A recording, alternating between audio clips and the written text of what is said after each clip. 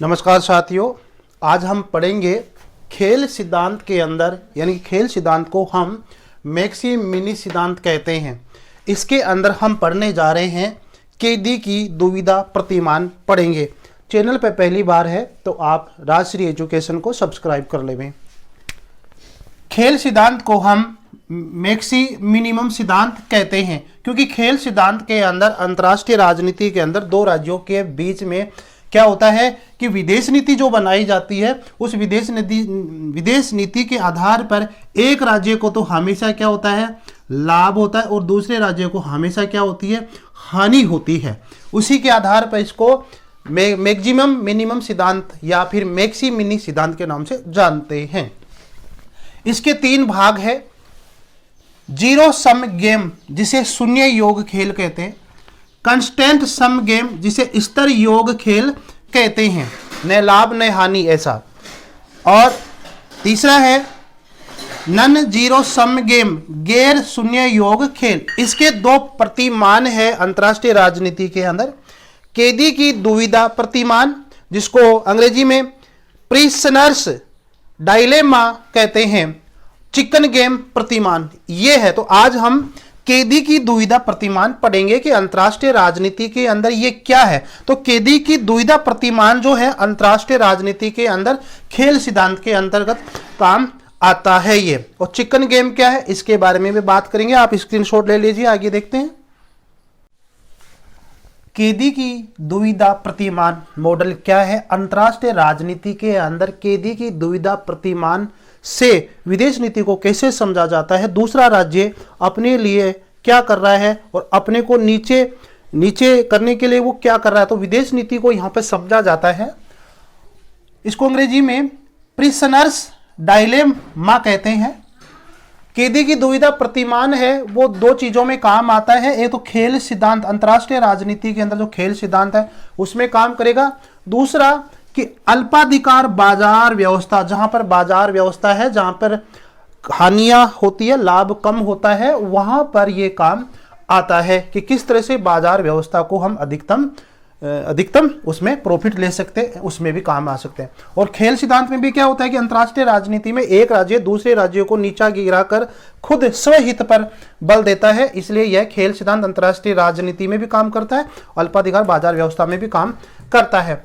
कैदी की दुविधा प्रतिमान पढ़ने से पहले इसका हम एक परिणाम देखते हैं ताकि वो आपके समझ में आ जाएगा।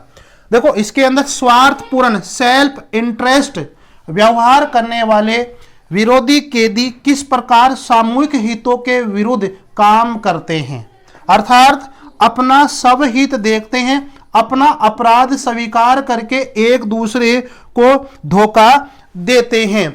मतलब अपना अपराध स्वीकार करते हैं, अपराध स्वीकार नहीं करते हैं, ठीक है। मतलब अपराध को स्वीकार करते हैं और वो एक दूसरे अपने जो साथी होते हैं उनको क्या करते हैं, धोखा देते हैं। तो इस कैदी की दुविधा प्रतिमान से अंतर्राष्ट्रीय राजनीति में यह होता है जो एक राज्य है वो अपने हित के लिए, दूसरा राज्य भी अपने हित के लिए विदेश नीति का निर्माण करते हैं, ठीक है ना। दूसरे का हित कोई नहीं देखता है, इस तरह की इसमें बातें आएगी। अब हम देखते हैं कैदी की दुविधा प्रतिमान किस प्रकार से अंतर्राष्ट्रीय राजनीति में काम आता है। दो राज्यों के बीच में जो विदेश नीति बनती है उसमें किस प्रकार से ये काम करता है वो देखते हैं। तो यहाँ पर जो कैदी की दुविधा मॉडल का प्रतिमान का जो जनक है वो है मॉडल ये के मोर्टन कैपलोन है, क्योंकि मोर्टन कैपलोन ने तो खेल सिद्धांत दिया था। मोर्टन कैपलोन ने अंतर्राष्ट्रीय राजनीति के अंदर क्या किया था, खेल सिद्धांत दिया था, और खेल सिद्धांत का पार्ट क्या है, कैदी की दुविधा प्रतिमान है, ठीक है। तो मोर्टन कैपलोन ने अंतर्राष्ट्रीय राजनीति को समझने के लिए, विदेश नीति को समझने के लिए उसने दो पात्रों के माध्यम से समझाने का प्रयास किया।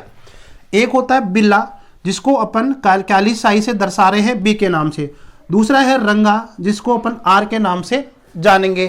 तो बिल्ला और रंगा दो ऐसे पात्र है, दो ऐसे व्यक्ति है जिन्होंने क्या किया कि अपराध किया। अपराध चाहे कोई भी हो, हम यहाँ पर उन्होंने जो माना मोर्टन कैपलोन ने कि इन्होंने बैंक डकैती कर ली, मान लीजिए बैंक डकैती, बैंक से पैसा इन्होंने उठा लिया, बैंक डकैती कर दी, ठीक है। अब अपराध साबित करने के लिए पुलिस के पास किसी प्रकार का, इनके पास क्या नहीं है, सबूत नहीं है, विटनेस नहीं है, कोई गवाह नहीं है, किसी प्रकार का सबूत नहीं है, कोई प्रकार का दस्तावेज नहीं है, लेकिन संदिग्ध अवस्था में ऐसा माना गया कि इन्होंने क्या कर लिया, डकैती कर ली, तो इनको पकड़ लिया पुलिस ने। अब पुलिस इनसे अपराध स्वीकार करवाने के लिए क्या जाल बिछाती है, वो क्या है वो देखते हैं। तो यह है कमरा नंबर 1 और यह है कमरा नंबर 2। कमरा नंबर 1 के अंदर बिल्ला को बिठा दिया अपराध स्वीकार करवाने के लिए, बिल्ला को बिठा दिया, और कमरा नंबर 2 के अंदर किसको बैठा दिया, रंगा को बैठा दिया, यानी कि आर का मतलब रंगा और बिल्ला का मतलब, बी का मतलब बिल्ला। ठीक है, कमरा नंबर 1 के अंदर पुलिस जाती है और बिल्ला वहां बैठा रहता है।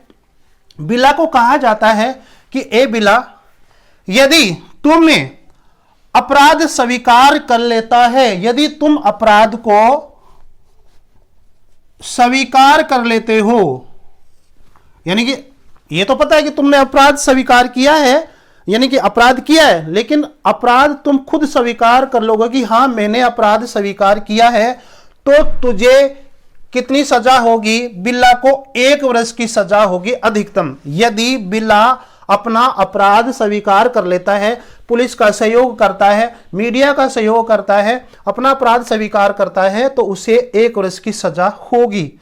फिर उसको कहा जाता है यदि तुम्हारा दोस्त अपराध स्वीकार नहीं करता है तो उसको, आर का मतलब रंगा, 10 वर्ष की सजा होगी। ठीक है, यदि तुम्हारा दोस्त, जो दूसरा दोस्त है रंगा, वो सहयोग की बात नहीं करता है, अपराध स्वीकार नहीं करता है, तो उसे 10 वर्ष की क्या होगी, सजा होगी। ठीक है, एक ऑप्शन ये था। फिर क्या बोलती है पुलिस बिल्ला को, बिल्ला को कहती है यदि तुमने भी अपराध स्वीकार कर लिया और रंगा ने भी अपराध स्वीकार कर लिया, तो दोनों को 3-3 वर्ष की सजा होगी। तो कंफ्यूज हो गया, अनिश्चितता हो गई यहां पर कि मैं स्वीकार करूंगा अकेला तो मुझे 1 वर्ष की सजा होगी, और वो अगर रंगा स्वीकार नहीं करता है उसको 10 वर्ष की सजा होगी। यदि मैंने भी स्वीकार कर लिया और रंगा ने भी स्वीकार कर लिया तो 3 वर्ष की सजा होगी। तो क्यों ना मैं स्वीकार कर लूं, रंगा स्वीकार नहीं करे, क्योंकि रंगा स्वीकार नहीं करेगा तो उसको 10 वर्ष की सजा होगी। ठीक है, ये ऑप्शन है। अब इसी प्रकार से दूसरे कमरे में आते हैं पुलिस वाले। ठीक है, पुलिस वाले रंगा के सामने पक्ष रखते हैं कि रंगा को कहते हैं कि हे रंगा, यदि तुम अपराध को स्वीकार कर लेते हो, यदि तुम अपराध को क्या कर लेते हो, स्वीकार कर लेते हो, पुलिस का सहयोग करते हो, तो तुम्हें अधिकतम 2 वर्ष की सजा होगी। कितनी होगी, 2 वर्ष की सजा होगी। यदि तुम्हारा दोस्त भी, यानी कि बिल्ला भी अपराध स्वीकार कर लेता है तो उसे 2 वर्ष की सजा होगी। एक ऑप्शन ये हो गया ना। अब आगे क्या कहते हैं, यदि तुम अकेले, रंगा तुम अकेले 1 वर्ष की, यानी तुम अकेले इस अपराध को स्वीकार करते हो, तुम अकेले ही इस अपराध को स्वीकार करते हो कि मैंने बैंक डकैती की है, तो तुम्हें 1 वर्ष की सजा होगी। यदि तुम्हारा दोस्त कौन, बिल्ला अपराध को स्वीकार नहीं करता है तो बिल्ला को 10 वर्ष की सजा होगी। तो यहां पर अनिश्चित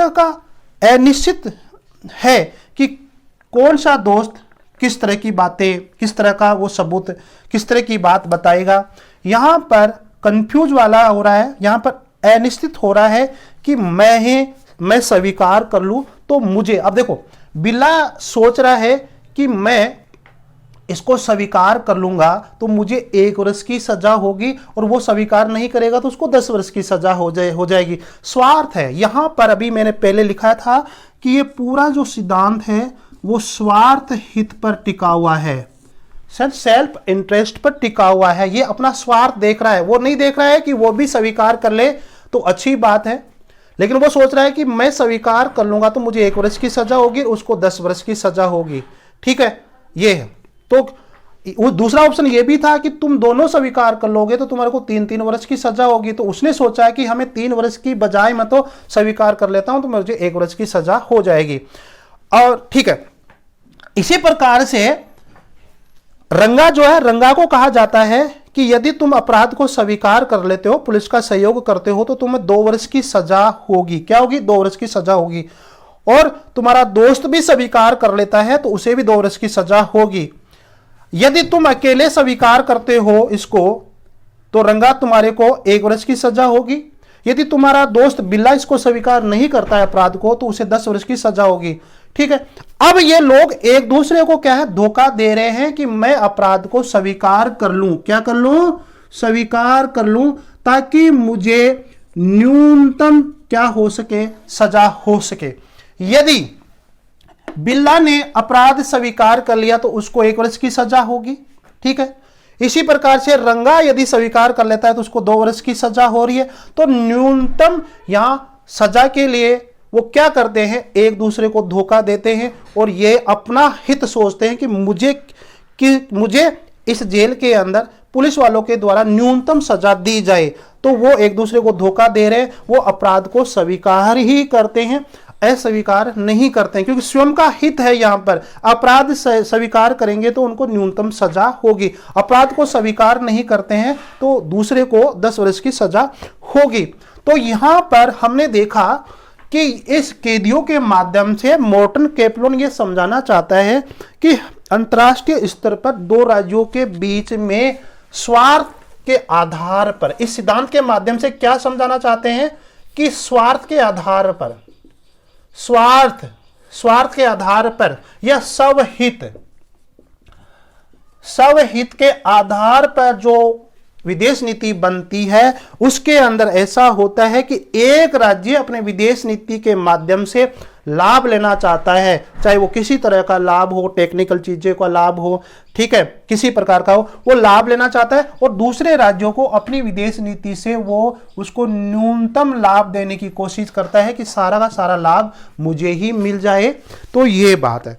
तो इस सिद्धांत के माध्यम से हमने ये देखा कि 2 कैदी के इस सिद्धांत के माध्यम से कि ये लोग एक दूसरे को धोखा दे रहे हैं। तो अंतर्राष्ट्रीय राजनीति के अंदर एक राज्य दूसरे राज्य को हमेशा क्या करते हैं, धोखा देने की कोशिश करते हैं, ऐसा मोर्टन कैपलोन कह रहा है इस सिद्धांत के माध्यम से कि ये खेल सिद्धांत है, कैदी की दुविधा प्रतिमान है। जिस प्रकार से पुलिस जो है अपराध को स्वीकार करने के लिए अलग अलग कमरों के अंदर पूछती है, सब लोग अपना स्वार्थ देखते हैं। क्या देखते हैं? स्वार्थ देखते हैं। इसी प्रकार से अंतर्राष्ट्रीय राजनीति के अंदर ये कैदी की दुविधा प्रतिमान काम करता है। तो ये है कैदी की दुविधा प्रतिमान। वीडियो पे पहली बार है तो जरूर सब्सक्राइब कर ले और लाइक शेयर सब्सक्राइब करते रहिए। धन्यवाद।